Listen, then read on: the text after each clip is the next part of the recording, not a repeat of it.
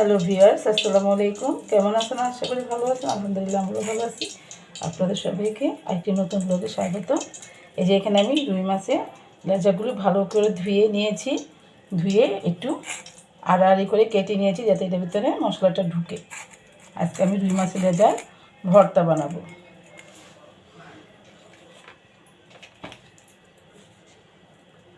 এখানে সামান্য একটু লবণ, হলুদের গুঁড়া আর সামান্য একটু মরিচের গুঁড়া।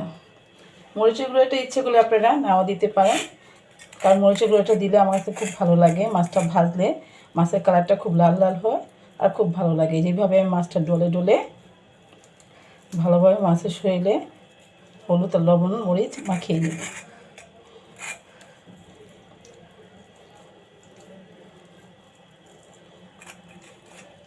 দেখা যায় মাছ আনলে লেজাটা কি খেতে চায় না, লেজা নিয়ে টানাটানি শুরু হয়ে যায়, এই ফেলে রাখতে হয়। তার জন্য আমি এটাকে এখন ভর্তা বানাবো।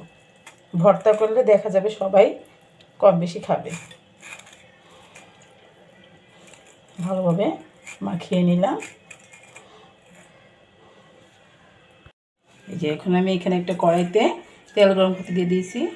এখন এই মাছগুলো দিয়ে দিই।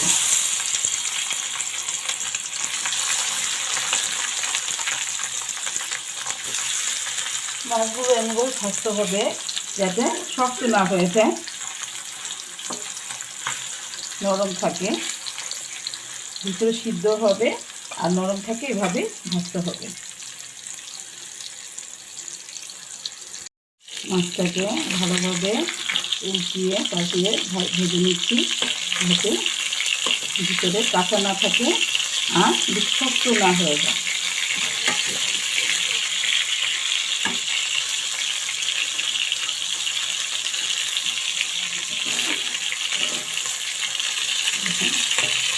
ভাজাটা হয়ে গেছে।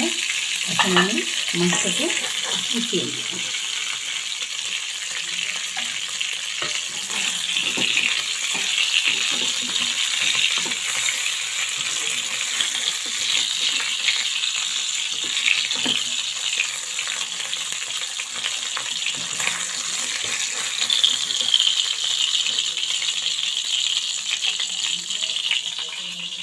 মাছটা অনেক গরম, আমি একটু খুরচুন দিয়ে এটাকে ভেঙে নিতে। রুই মাছের অনেক কাটা, লেজা তো বিশেষ করে অনেক কাটা। এটাকে আমি এখন এমনভাবে বেছে নিব যাতে কোনো রকম কাটা না থাকে। একটু ভেঙে দিলাম তাড়াতাড়ি ঠান্ডা হওয়ার জন্য।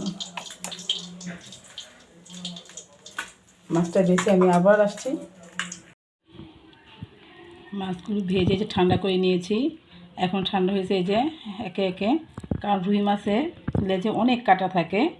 এই কাটাটা ভালোভাবে যে বেছে নিচ্ছি। কাটাগুলি ভালোভাবে বেছে নিয়েছি। এখন যে একটা শুকনো মরিচ সামান্য একটু লবণ দিয়েছি, কারণ আমি মাছ ভাজার সময় লবণ দিয়েছি। এই জন্য এখানে অল্প একটু লবণ দিলাম, দিয়ে মরিচটাকে ভালোভাবে ডলে নিতেছি। ঝাল যার যার পরিমাণ মতো খাবেন। আমার একটু ঝাল খেতে ভালো লাগে, তাই আমি একটু মরিচটা একটু ঝালটা একটু বেশি দিয়েছি।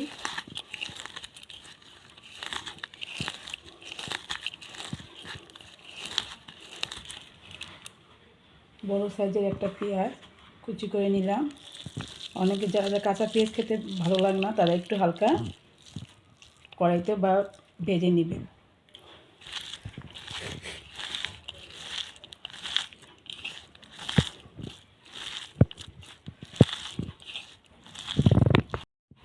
সাথে একটু ধনেপাতা কুচি।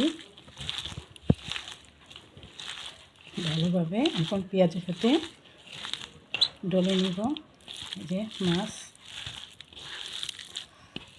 এইভাবে আমি মাখিয়ে নিচ্ছি যাতে মাছের সাথে পেঁয়াজ, মরিচ, ধনেপাতা ভালোভাবে মিক্সড হয়ে যায়।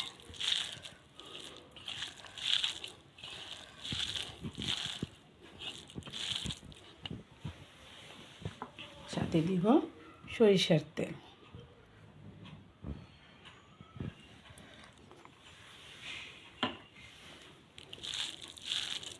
সরিষার তেল দিয়ে ভালোভাবে মেখে নিব।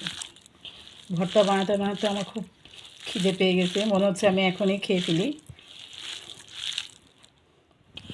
যারা আমার মতো ভর্তা লাভার তারা বলবেন যে এই রুই মাছের লেজের ভর্তাটা কেমন হয়েছে।